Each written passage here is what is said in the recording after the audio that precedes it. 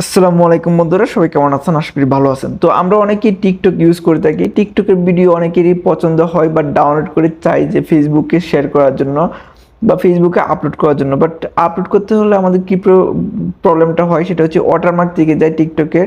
যেরকম আমরা শেয়ারে ক্লিক করে সেভ ভিডিওতে দেওয়ার পর আমাদের এটা হচ্ছে ডাউনলোড করার পর যে প্রবলেমটা হয় এটা হচ্ছে আপনার লোগো থেকে যায়, মানে একটা লোগো যে লোগোটা থাকে তাদের লোগোটা থেকে যায়।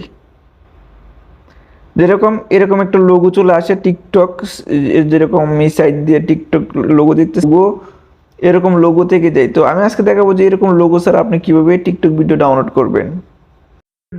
এই ভিডিওটা সিলেক্ট করবেন, সিলেকশন করার পর শেয়ারে ক্লিক করবেন, ক্লিক করার পর কপি লিঙ্ক শেয়ার করবেন। কপি লিঙ্কটা করার পর তারপর হচ্ছে আপনাদের পছন্দের একটা ব্রাউজারে চলে যাবেন, ব্রাউজারে চলে যাব। তারপর গুগলে যাব, গুগলে গিয়ে সার্চ দিব যে